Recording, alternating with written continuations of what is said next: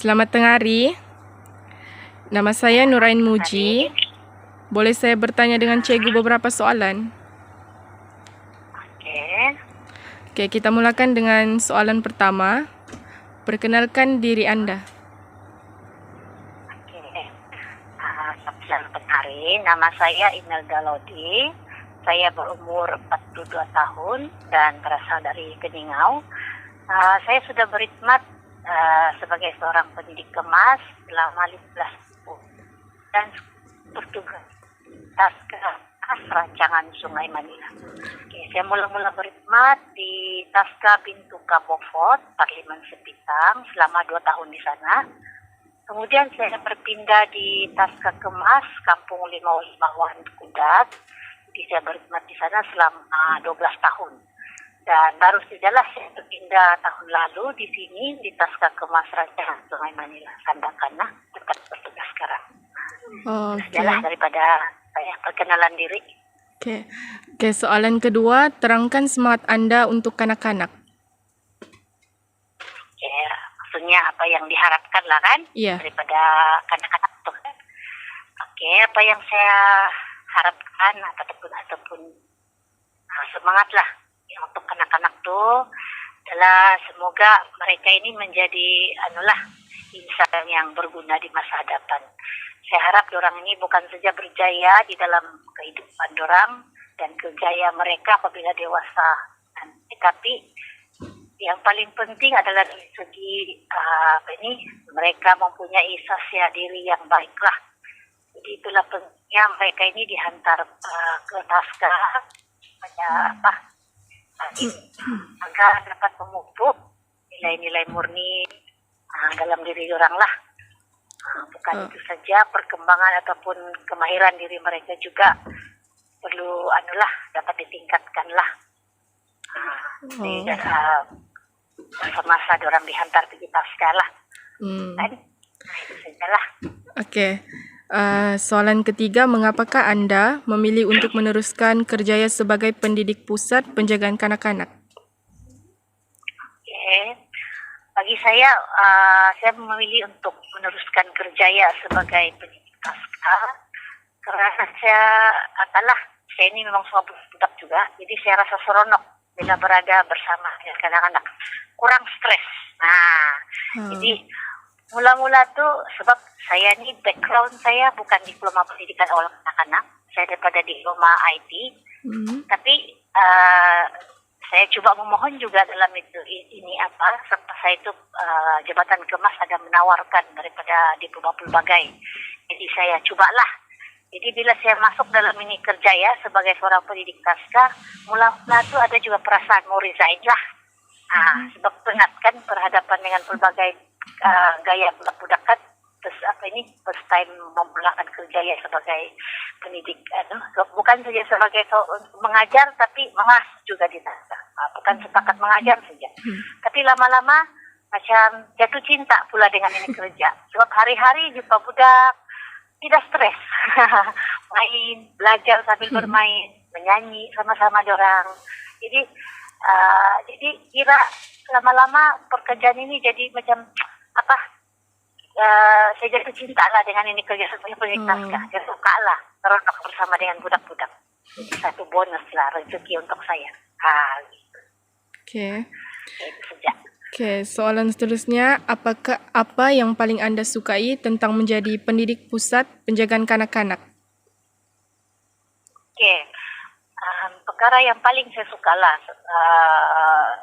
sepanjang saya bekerja sebagai seorang pendidik Taska, dalam aktiviti itu kan ada perbualan awal dalam setiap hari itu rutin harian di Taska, ada perbualan awal dan juga semasa aktiviti pengajaran dan pembelajaran PDP. Saya suka bila memulakan perbualan dengan budak-budak, perbualan pagi dengan kanak-kanak, karena di situ saya nampak diorang teruja, diorang jujurlah, diorang punya jawaban. Dengan seronoklah bercerita dengan dorang dalam macam-macam perkara yang dorang suka bercerita. Gitu. Lepas tu masa PDP pula saya suka mengajar bila saya menggunakan macam-macam jenis ABM lah. Jadi saya di situ saya mencabar saya untuk menghasilkan satu ABM yang betul-betul dapat menarik minat. Karena aku nampak budak-budak kan dong suka belajar. Nah itu ABM kan bila pada ABM yang betul-betul menarik budak, lepas itu objektif pembelajaran juga tercapai. Jadi contohlah dengan begitu. Bila saya dapatkan ABM dapat contohnya lah ajar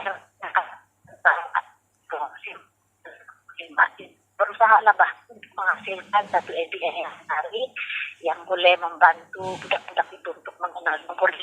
Begitu contohnya lah. Begitu. Oh. Okey, soalan seterusnya, bagaimanakah anda kekal dikemas kini mengenai aktiviti dan teknik pengajaran kanak-kanak baru? Kanak-kanak baru. Iya. Maksudnya mengemas kini aktiviti dan teknik pengajaran yang saya lakukan lah untuk Iya. budak-budak. Iya. Begitu kan? Oke.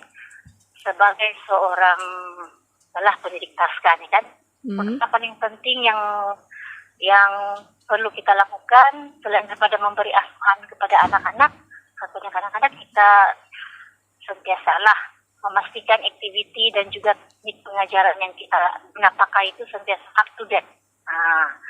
Jadi anak-anak itu tidaklah merasa bosan dan prestasi kerja pun kita rasa dia makin meningkat lah.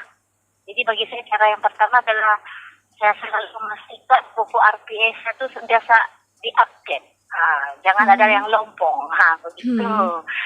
Sebelum mengajar tuh mesti pastikanlah mesti ada RPA, itu yang paling penting. Jadi kalau tidak sempat buat pun, kalau saya sekurang-kurangnya saya mesti ada sudah rangka.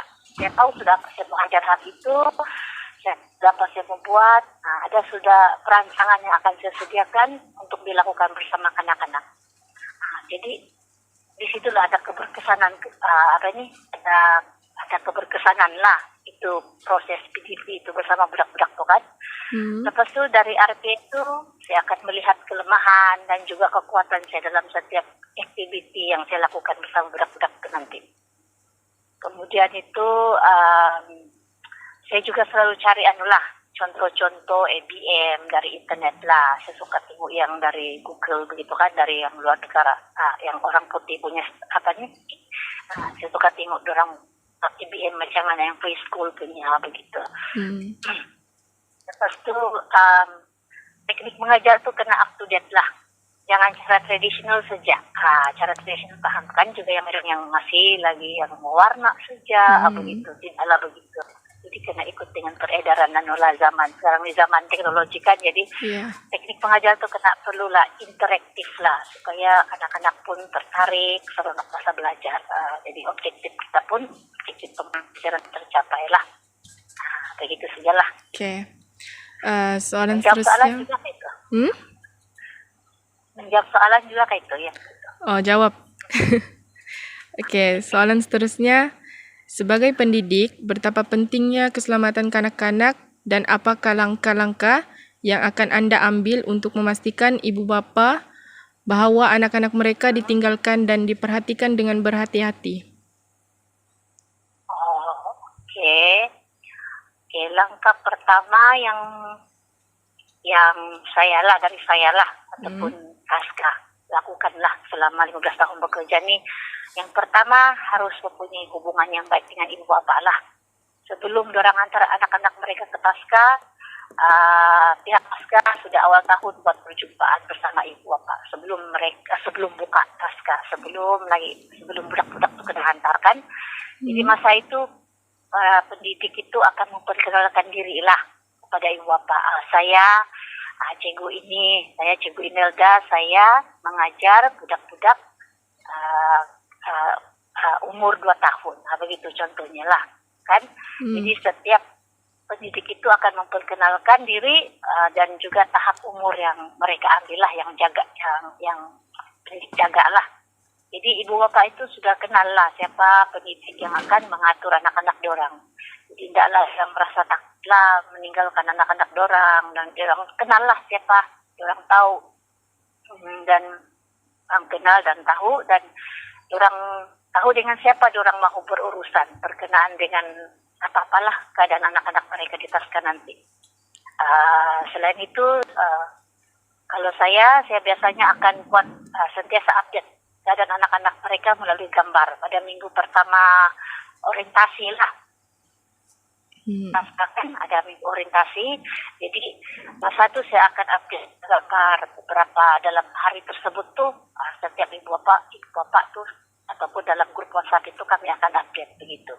Jadi ibu bapak tuh nampaklah, ndaklah dorang risau. Ndaklah dorang risau memanjang, apalah anak saya buat, oke ke anak saya nangis kah tidak kah. Ndaklah dorang risau, kan dorang nampak keadaan dorang di sana. Terus tuh kalau ada apa-apa masalah yang berlaku di Tasca, contohnya anak dorang terjatuh kah, demam kah, ada apa-apa lah, terus inform dengan ibu bapak tuh. Jadi ibu bapak akan rasa terjaminlah dorang hantar anak-anak dorang di Tasca tuh. Dorang rasa keselamatan anak-anak dorang terjamin dan yakin dengan para pendidik di situlah. Oke, soalan seterusnya, boleh saya tahu bagaimanakah Anda berurusan dengan ibu bapa yang sukar? Oke. Maksud ibu bapak yang sukar ini boleh kita lihat dalam berbagai sudut lah kan. Ada yang selalu melindungi anak-anak, aduh ibu bapak pun ikut aduh. Lepas itu ada pula yang macam yang saya jumpa lah selama berkhidmat sebagai seorang pendidik, ada yang tidak peduli dengan keperluan anak-anak. Macam dia orang hantar saja, tidak menyediakan keperluan bila pendidik berkali-kali sudah beritahu, tetap juga tidak kena enda. Contohnya pendidik memesan, bawa sekali baju lebih, ataupun bawa berus gigi, macam-macam lagi lah pesanan. Tapi tidak dilakukanlah, tidak dilakukan oleh ibu bapak. Mungkin orang terlalu sibuk bekerja, begitulah. Jadi bagi saya, bila semua itu tidak dibuat, tengok dalam beg kosong juga masih. Jadi kalau saya untuk menghadapi ibu bapak yang begini, selain saya tulis dalam buku log, saya up lagi dalam grup WhatsApp, dan juga saya PM tepi juga dengan ibu bapak. Kalau tidak juga saya biar saja. Saya biar saja, tapi kalau ada sesuatu berlaku, contohnya lah kan, ibu bapak itu dia lebih dia. Tapi kalau masa itu baju gambar dan send kepada dia, silahkan pakaian pada masa sekarang di baju anak kamu basah. Jadi bila mereka melihat begini, confirm lah ibu bapak akan bertindak. Jadi orang tahu, bila buat begini, kesan dia begini. Jadi orang tahu sudah, jadi lain kali orang akan alert lah. Begitu. Ya, begitulah antara contoh-contohnya lah. Oke. Ya, itu saja. Oke, soalan seterusnya, bagaimanakah Anda menggalakkan ibu bapa dan keluarga untuk terlibat dalam aktiviti atau program dengan anak-anak? Oke. Apa yang kami buatlah dalam Tasca, kami akan memang kami akan menggalakkan ibu bapa untuk terlibat dalam setiap program, contohnya macam contoh program hari raya, hari terbuka, hari apresiasi anak-anak begitu kan. Semua itu kami memang melibatkan ibu bapa, dan juga apa yang kami buat, contohnya kalau acara hari keluarga bersama, hari keluarga Tasca. Jadi apa yang kami buat, satu cara itu mesti kami, satu cara program itu kami mesti yang adakan yang melibatkan semua penglibatan ibu bapak dan juga anak-anak. Contohnya macam sukaneka kan, jadi melibatkan sukaneka di antara ibu bapak dan anak-anak. Jadi apapun akan akan hadirlah. Lepas itu pihak Tasca juga minta ibu bapak yang menjadi agent di dalam setiap itulah yang dilakukan. Begitu. Jadi aktivitas itu semua apa juga aktivitas kan. Lepas itu apa lagi, kami memberikan penghargaan. Kami juga terus memberikan penghargaan kepada ibu bapak yang paling aktif. Dalam tahun tersebut siapa ibu bapak paling aktif, kami bagilah, memang setiap tahun dibagi penghargaan. Jadi ini memberi suntikanlah semangat sama dia orang untuk terus ikut aktif lah dalam setiap aktiviti yang dijalankan. Begitu sudah. Itu antara yang kami buat lah.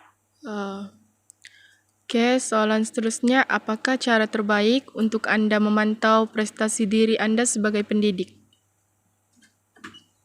Terbaik, oke. Cara saya memantau prestasi diri. Saya tengok dari RPA sajalah.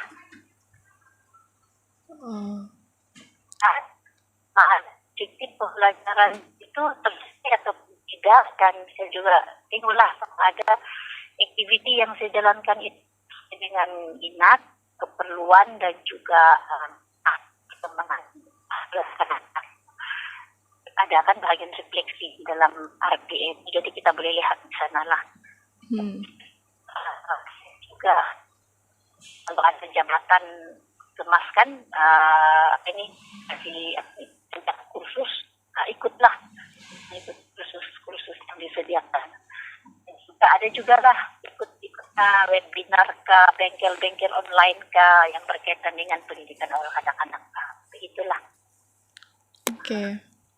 Oke, soalan seterusnya, boleh Cikgu beritahu saya tentang pengalaman terakhir Anda direkrut, ditemu ramah atau diambil bekerja? Pengalaman terakhir sini, ini yang pengalaman terakhir ini yang diambil bekerja ketika saya tawaran ini sebagai pendidik pasca. Itulah saya punya pengalaman terakhir. Saya mendapat tawaran sebagai pendidik pasca kemas pada tahun 2010. Jadi masa itu saya berhadapan dengan orang yang masih terlepas menjalani ujian fizikal, kena ketemu juga lah.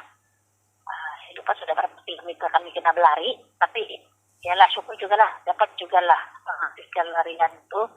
Terus itu syukur juga lah.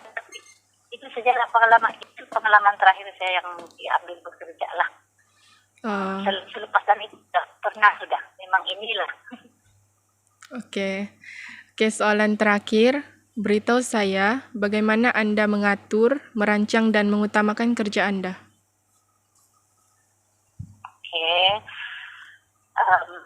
Oleh karena saya ini seorang ibu juga, jadi sebagai seorang ibu yang bekerja ini memang agak mencabar sedikit lah, namun tapi apa yang saya buat urusan masa yang teratur dan sentiasa berpikiran positif lah. Jadi bagi saya urusan masa itu adalah sangat penting, dan sentiasa mendisiplinkan diri lah untuk menyiapkan kerja secara on time. Jangan suka berlengah-lengah. Kalau ada kerja-kerja yang perlu diselesaikan segera, buatlah. Jadi lepas itu kalau ada sebarang arahan dari pihak jabatan atasan, mesti sentiasa alert lah dengan apa-apa tugasan yang perlu dibuat, dan melaksanakannya dengan sebaik mungkin lah. Itu sajalah cara saya mengatur. Oke, terima kasih Cikgu atas perkongsian sebentar tadi dan sudi meluangkan masa untuk temu bual. Ya, sama-sama.